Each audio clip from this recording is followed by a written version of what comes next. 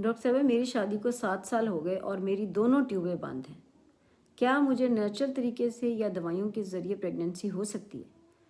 अगर आपकी शादी को 7 साल हो गए और आपकी दोनों ट्यूबें बंद हैं और आपने ये कन्फर्म करा लिया, चाहे आपने हिस्टेरोसल्फिंजोग्राम के ज़रिए कंफर्म कराया यानी बच्चेदानी और ट्यूबों का एक्सरे करा लिया, या डायग्नोस्टिक लेप्रोस्कोपी पे ये कंफर्म हो गया, कैमरे के ज़रिए ये कंफर्म हो गया कि आपकी दोनों ट्यूबें बंद हैं, तो आपको नेचुरल तरीके से या दवाइयों के ज़रिए प्रेगनेंसी पॉसिबल नहीं है। वो कपल जिसमें वाइफ की दोनों ट्यूबें बंद हैं, मेरा उनको मशवरा है कि वो अपना टाइम बिल्कुल भी ज़ाया ना करें। उनको चाहिए कि वो फ़ौरन आईवीएफ या इक्सी की तरफ प्रोसीड करें। यानी उन कपल में जिसमें दोनों ट्यूबें बंद हैं, उनमें प्रेगनेंसी का चांस सिर्फ और सिर्फ आईवीएफ और इक्सी या टेस्ट ट्यूब बेबी के ज़रिए ही पॉसिबल है। और हम ये नहीं जानते, बीइंग एन आईवीएफ कंसल्टेंट, हम ये नहीं जानते कि मरीज़ को, कपल को कितने ट्रीटमेंट ऑफ आईवीएफ या इक्सी या टेस्ट ट्यूब बेबी के कितने साइकिल लेने की ज़रूरत पड़ेगी और उनको प्रेग्नेंट होने में कितना टाइम लगेगा। डॉक्टर साहब मेरी एक ट्यूब बंद है और मेरी एक ट्यूब खुली है, क्या मुझे नेचुरल तरीके से या दवाइयों के ज़रिए प्रेगनेंसी हो सकती है? तो इसका जवाब है कि शायद हाँ।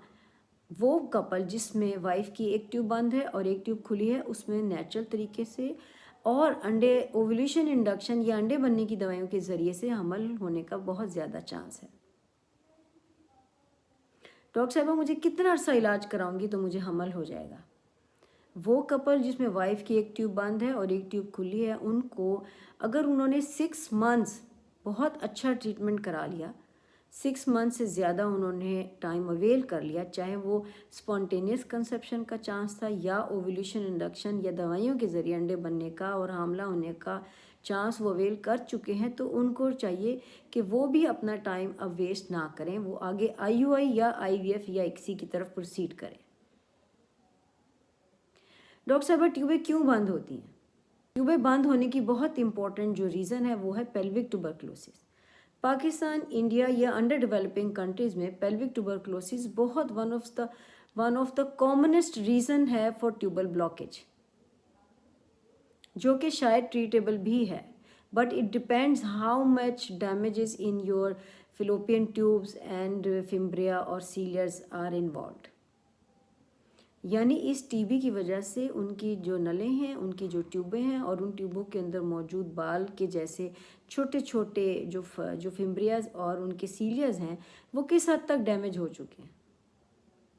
दूसरी इंपॉर्टेंट रीज़न है पीआईडी या पेल्विक इन्फ्लेमेटरी डिजीजेस, यानी बच्चेदानी के मुंह, अंडेदानी या ट्यूबों की या बच्चेदानी की जो झिल्ली है एंडोमेट्रियम, उन सब की कोई इन्फेक्शन है और उसकी वजह से ट्यूबें बंद हो गई।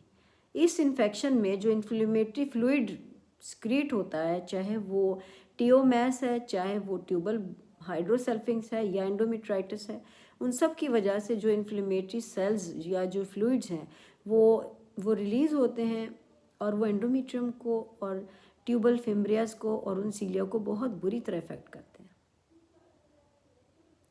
कोई सराउंडिंग टिश्यू की सर्जरी हुई, यानी कोई अपेंडिक्स का ऑपरेशन हुआ, कोई सिस्ट का ऑपरेशन हुआ, कोई इन्फेक्शन में पस पड़ गई और वो 12 से सेकंड सर्जरी हुई, उसकी वजह से इन्फेक्शन हुई और ट्यूबें बंद हो गई। आपने कोई अनहाइजीनिक कंडीशन में यूट्राइन या वेजाइनल कोई इंस्ट्रूमेंटेशन करवाई, कोई डीएनसी करवा ली अनट्रेंड ट्रेडिशनल बर्थ अटेंडेंट से, कोई लोकल दाई थी उनसे आपने कोई इंस्ट्रूमेंटेशन कराई या कोई स्वैब्स इंसर्शन करवाई, उसकी वजह से भी आपकी ट्यूबें, अंडेदानियाँ और आपकी जो पेल्विक इन्फ्लेमेशन है उसका होने का बहुत ज़्यादा चांस है और वो ट्यूबें बंद डैमेज हो जाती हैं और ब्लॉक हो जाती हैं। क्या ये ट्यूबें खुल सकती हैं? तो इसका जवाब है कि शायद हाँ, लेकिन it depends on the reason. सबसे पहले आप कॉज ढूंढिए, अगर इन्फेक्शन है तो उसके लिए अच्छी से अच्छी एंटीबायोटिक लें, अपने डॉक्टर गायनेकोलॉजिस्ट से कंसर्न कीजिए, अपने आईवीएफ कंसल्टेंट के पास जाइए, वो आपको गाइड करेंगे, वो आपको रीज़न देखेंगे। क्या ये ट्यूबें ऑपरेशन के ज़रिए खुल सकती हैं? तो इसका जवाब भी है कि शायद हाँ, लेकिन again it depends how much damages already has been done, यानी आपकी ट्यूबें किस हद तक उनमें इन्फेक्शन है और वो किस हद तक ब्लॉक है। और वो इन्फेक्शन कितनी पुरानी है। सीवियर डिग्री ऑफ एंडोमेट्राइटिस अगर हो गया तो उसमें स्टेज 4 होगी तो उसमें फ्रोज़न पेल्विस है, उसमें सर्जरी का कोई फ़ायदा नहीं। हाँ, अगर आप आईवीएफ या इक्सी की तरफ जा रहे हैं तो उसमें आपने बिफोर प्रोसीजर ऑफ आईवीएफ या इक्सी या टेस्ट ट्यूब बेबी का जो आपने इलाज डिसाइड किया और वो करवाने से पहले आपने दोनों ट्यूबों को क्लिपिंग ज़रूर करवानी है, ताकि वो जो इन्फ्लेमेटरी फ्लूइड है वो एंडोमेट्रियम में ना आए और वो फिर आगे फर्दर जो है वो एम्ब्रियो की इम्प्लांटेशन को बहुत बुरी तरह रिजेक्ट करेगा। अगर आपकी ट्यूबों में कोई एक्टोपिक प्रेगनेंसी हो चुकी है या आपने बच्चे बंद करा लिए तो भी ट्यूबर ब्लॉकेज हो सकती है।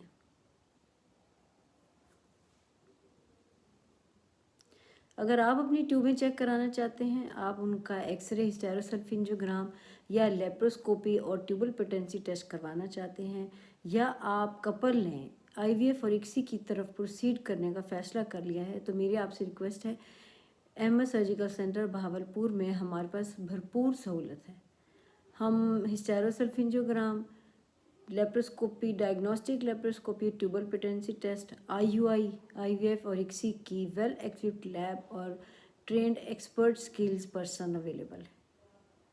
मेरी आप सबसे रिक्वेस्ट है कि आप मेरे चैनल को लाइक और सब्सक्राइब कर दीजिए। मैं हूं doctor Bushra Mahmood. Bell icon button दबाना नहीं भूलना। अहमद फर्टिलिटी सेंटर भावलपुर से।